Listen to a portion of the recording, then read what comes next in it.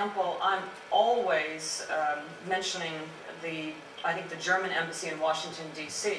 does a very good job. So I had the opportunity to meet Chancellor Merkel when we opened our new embassy in Berlin, and so I mentioned just, congratulations, you have a very good team in Washington. Why? Because they had a campaign, Spot the Bus, where they had Washington, D.C. buses with images of Germany, and if you spot the bus and you take a photo of it and send it to the embassy, then you're in a competition to win a trip to Germany. And talk about public-private partnership. You got a BMW for 2 weeks to drive around Germany. I just thought it was fantastic. And so people, it was making them aware about Germany, aware of the embassy, and looking at maybe traveling to go to Germany, even if they didn't win the competition, and then start thinking about it because they read about what your trip would be. They also worked with a public relations firm on a branding Germany Land of Ideas. And for their National Day, they partnered with all sorts of industry from all over Germany to talk about the different products that they had. Sort of invest in Bremen and invest in Hamburg because we have, you know, this technology and solar panels, and I can't remember the details. But again, it was promoting their country, promoting tourism, promoting investment in business. I thought that they do a very good job. The country that is difficult at the time is Russia. And it's where we really want to be doing a lot of public diplomacy because it's so important for us to communicate that we have, you know, we want to be in continual partnership with the people of Russia, but because of their media, it's very difficult for us to have access on the media to communicate.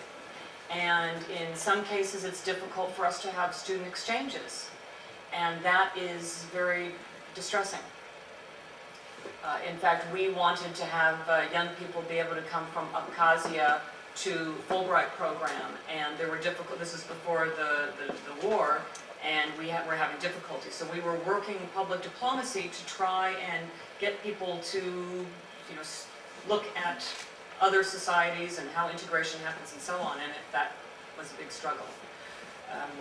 Going back to whether public diplomacy waning other countries, or is it just talking about it?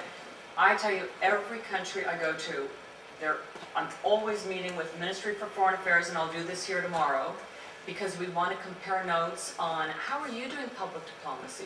To what extent is the policy together with the public diplomacy? How do you get messages out? How are your embassies empowered to speak? It's very, very interesting, and countries that I go to are at different stages. And some, for example, Croatia has done a fantastic job of what we call nation branding, where they have commercials on television all the time about with beautiful islands and sailing around. And so when you're former Yugoslavia, disintegration, new countries forming, who are they? How do you pronounce it? Where are they? So to get out there and define your country in a way that's in the minds of other people, very powerful, because then people say, oh, Croatia, yeah, oh, I want to go there for my holiday. Then they learn more about it. And I see now that they are developing message on the food, the wine. So again, good for tourism, but also good for their business. I have one question for Katarzyna Pisarska in Polish Forum of Young Diplomats. Concerning your work with non-governmental organizations, both American and local, how does this work? Do you work with local NGOs in the countries you are present and so on? And do American NGOs help in your work if they're present wherever you are? And my second question concerns the last 8 years. How does American foreign policy as such, the big policy, influence and have influenced your work in the last two terms, presidential terms? Has it become much harder for your work, and how do you see this in regards to the upcoming presidential elections? Okay. Good. The NGO question. NGOs are absolute partners of the U.S. government and the State Department.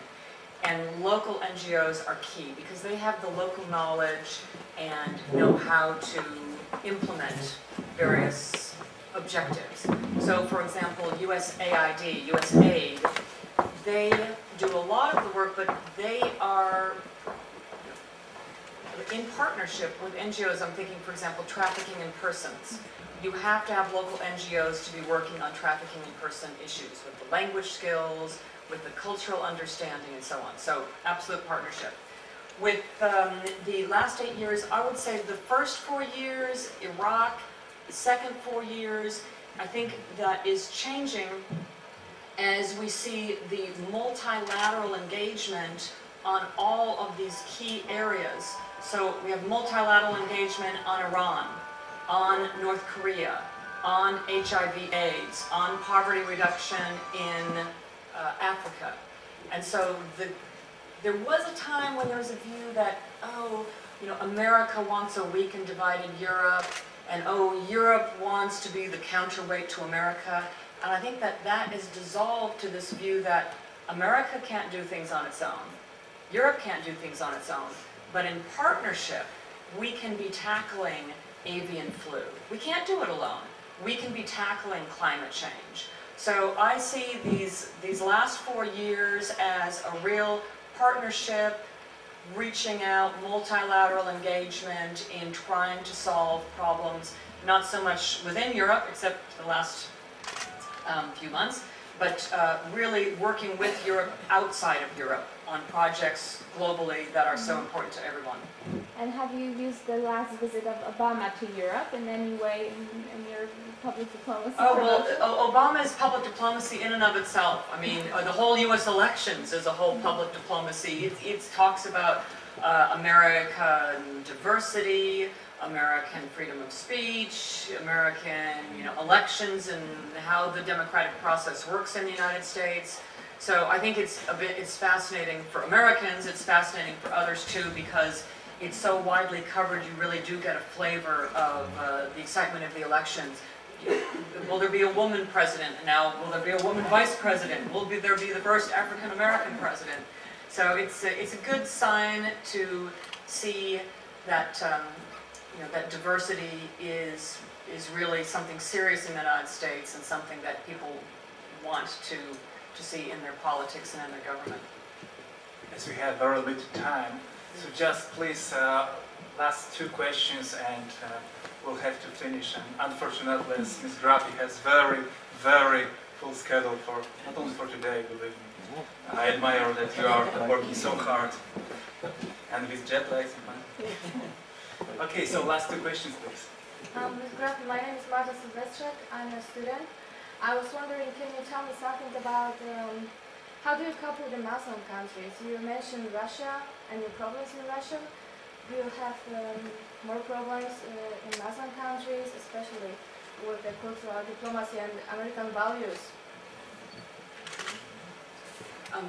That's also a very good question. The key is having access to media where you can speak freely, and that's one of the reasons why we started this hub. It's in Dubai, but it allows us to have someone in Arabic on the airwaves being able to speak and communicate.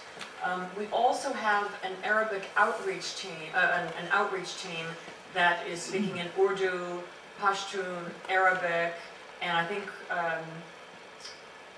think we're adding some other languages to be on the internet, to be on the blogs. So when we see disinformation and misinformation, that we have people, and they identify themselves as State Department, but they're able to communicate and turn that around. The cultural diplomacy continues in Muslim countries, and I would encourage you to, again, check out our website, and we also do highlights about what each country is doing on public diplomacy, and I think you might find that interesting, some of the things that take place in those countries. The next question is, public diplomacy, do you consider in 2 terms more important public, a new one, or diplomacy, the old one? And do you consider CNN an important player in public diplomacy? Well, public diplomacy does sound like it's, you know, diplomacy is supposed to be behind closed doors, diplomat to diplomat. And so public diplomacy is really the way things are now. In a democratic society, you have got to have diplomacy for and with and to the public and have the public engaged.